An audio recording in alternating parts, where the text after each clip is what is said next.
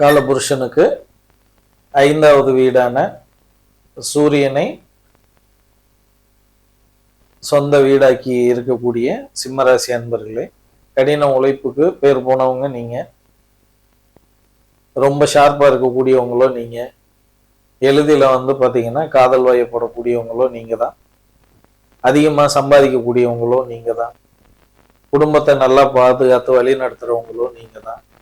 அப்படிப்பட்ட உங்களுக்கு இந்த பராபவ வருடத்துல வரக்கூடிய ஆடி மாதமும் மாவனி மாதமும் கலந்து வரக்கூடிய ஆகஸ்ட் மாதம் உங்களுக்கு 1ஆம் தேதியிலிருந்து 30ஆம் தேதி வரைக்கும் என்ன நற்பலன்கள் இருக்கு அப்படின்றத நம்ம பார்க்கலாம். முதல்ல நம்ம சொல்லக்கூடியது எல்லாமே பொதுவான பலன்கள் தான், அதை மைண்ட்ல வச்சுக்கோங்க. உங்களுடைய சுய ஜாதகத்துல நீங்க என்ன லக்னத்துல பிறந்திருக்கீங்க, உங்களுக்கு என்ன தசா புத்தி ஓடிக்கிட்டு இருக்குன்றதை பொறுத்து தான் பலன்கள் 100% இருக்கும். ஆனால் தசா புத்தின்றதே காலபுருஷ தத்துவப்படி தான் சொல்லுவாங்க. அப்படிங்கும் பொழுது கண்டிப்பாக நம்ம சொல்லக்கூடிய பலன்கள் உங்களுக்கு 50லிருந்து 55% கண்டிப்பாக உங்களுக்கு சரியா பொருந்தும். இதுவரையும் அப்படித்தான் ஃபீட்பேக் எல்லாம் வந்திருக்கு, கரெக்டா இருக்கு அப்படின்ட்டு. அந்த விதத்துல நம்ம ஒவ்வொரு கிரகங்களோட அமைவு பெயர்ச்சியை வச்சுதான் ஒவ்வொரு மாதமும் பலன்களை சொல்லிட்டு வரோம்.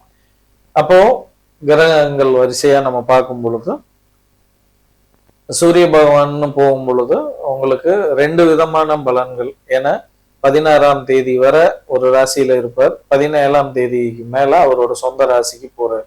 அதாவது 16ஆம் தேதி வரை கடகராசியில இருந்துட்டு 17ஆம் தேதி பாத்தீங்கன்னா சிம்ம ராசி உங்களுடைய ராசிக்கே பாத்தீங்கன்னா அவர் பெயர்ச்சி ஆவார்.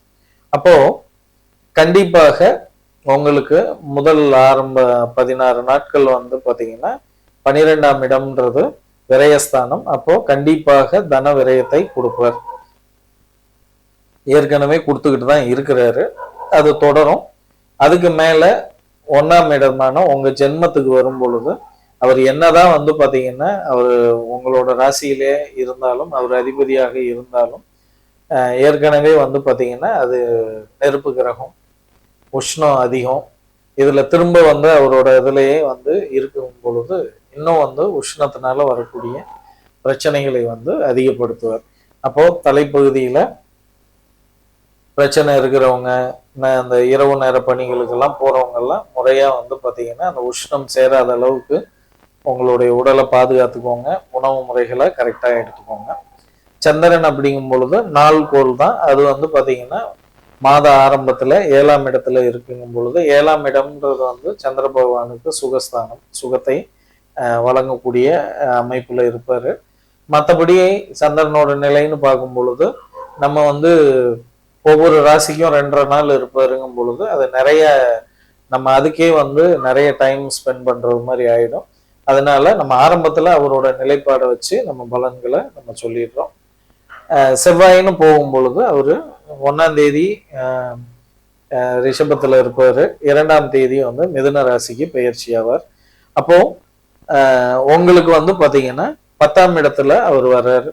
அப்போ 10ல பாத்தீங்கன்னா ஒரு பாவி இருக்கிறது நல்லது அப்படின்றது மாதிரி சொன்னாலும் கூட அவருடைய பார்வை மற்ற விஷயங்களை வச்சு பார்க்கும் பொழுது கண்டிப்பாக பணம் சம்பந்தப்பட்ட விஷயத்துல உங்களுக்கு அனாவசிய செலவுகள் வர வாய்ப்பு இருக்கு.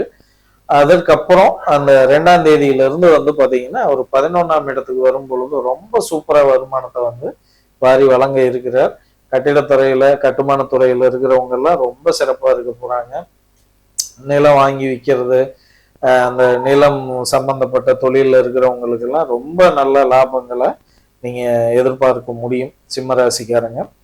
அதே போல புதன் பகவானோட நிலைன்னு பார்க்கும் பொழுது ஒரு முதல் 4 நாட்கள் 11ஆம் இடத்துல உங்க ராசிக்கு 11ல இருக்கும் பொழுது கண்டிப்பாக பொன் பொருள்லாம் சேர்க்கை, வஸ்திர சேர்க்கை எல்லாம் உண்டு. அவர் 5ஆம் தேதிக்கு மேல உங்களுடைய ராசிக்கு 12ல இருப்பார், கடகத்துல அவர் இருப்பார். அப்போ 11ஆம் அதிபதி 12ல வரும் பொழுது கண்டிப்பாக உங்களுக்கு சில எதிர்மறையான விஷயங்களை செய்வாரு.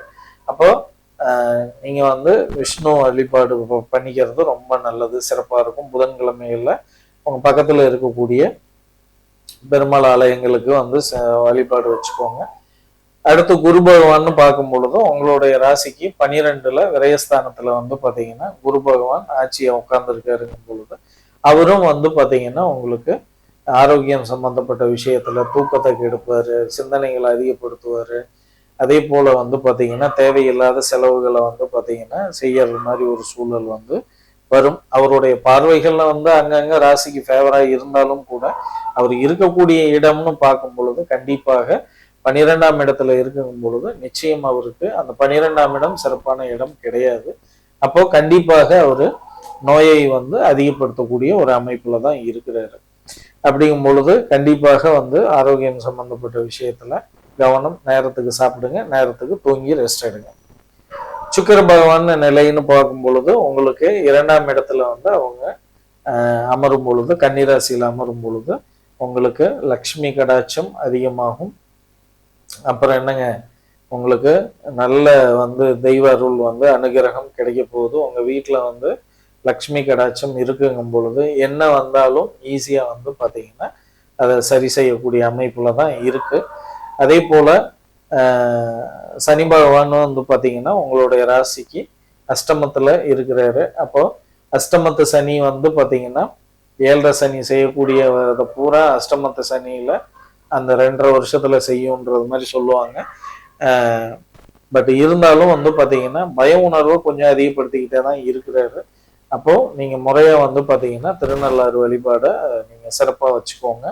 கண்டிப்பாக அதை செய்யும் பொழுது ரொம்ப நல்லது. அதே போல சனிக்கிழமைகள்ல ஆஞ்சநேயர் வழிபாடு, எல்லை தெய்வம், காவல் தெய்வம் வழிபாடு இதெல்லாம் பண்ணும் பொழுது ரொம்ப சிறப்பா இருக்கும். அந்த தன்மைகள் வந்து மாறும், குறையும். ராகு கேதுக்கள் வந்து முறையா வச்சு பார்க்கும் பொழுது வந்து பாத்தீங்கன்னா உங்களுடைய ராசிக்கு வந்து 7ல வந்து ராகு இருக்காரு. அப்ப கண்டிப்பாக வாழ்க்கை துணை விஷயத்துல தேவையில்லாத ஆர்குமெண்ட்ஸ் எல்லாம் வச்சுக்காதீங்க. அவங்களோட எவ்வளவுக்கு எவ்வளவு சுமூகமா போக முடியுமோ அவ்வளவுக்கு அவ்வளவு போய்க்கோங்க. உட்காந்து டிஸ்கஸ் பண்ணுங்க. ஏன்னா 7ல ராகு கேதுக்கள் இருக்கிறது வந்து காலசர்ப்ப தோஷத்தையும் ஏற்படுத்தும். அதே போல வந்து பாத்தீங்கன்னா மாங்கல்ய தோஷத்தையும் ஏற்படுத்தும். அப்படிங்கும்போது வாழ்க்கை துணைக்கு வந்து ஆரோக்கிய குறைபாடும் வரலாம். அதனால கவனம். அடுத்து வந்து கேது வந்து பாத்தீங்கன்னா ஜென்மத்துல கேது இருக்குங்கும் பொழுது பாவ கிரகங்கள் வந்து 1ஆம் இடத்துல ஜென்மத்துல இருக்குங்கும் பொழுது நம்மளுடைய சிந்தனைகள் தடுமாற்றம் நல்ல வந்து கவனமா தான் போவோம். இருந்தாலும் வந்து பாத்தீங்கன்னா ஒரு ஒரு ஃப்ராக்ஷன் ஆஃப் செகண்ட்ல வந்து பாத்தீங்கன்னா நம்மளை மீறி ஒரு விஷயம் நடக்கிறதுக்கான வாய்ப்பெல்லாம் இருக்கும், ஏற்படுத்தும். அதனால வந்து முறையா வந்து ராகு கேது வழிபாடு நம்ம பண்ணிக்கிறது நல்லது. ராகு கேதுக்கள் வழிபாடுங்கும் பொழுது ராகு காலத்துல வந்து பாத்தீங்கன்னா நீங்க காளி வழிபாடு வச்சுக்கிறது நல்லது. அதே மாதிரி கேதுங்கும் பொழுதும் வந்து நம்ம கேலண்டர்ல பாத்தீங்கன்னா நல்ல நேரம் இந்த இதெல்லாம் போடும் பொழுது அதுல அந்த யமகண்டம்னு ஒரு நேரம் கொடுத்துருப்பாங்க. அந்த நேரம் தான் கேதுவுக்கான நேரம்.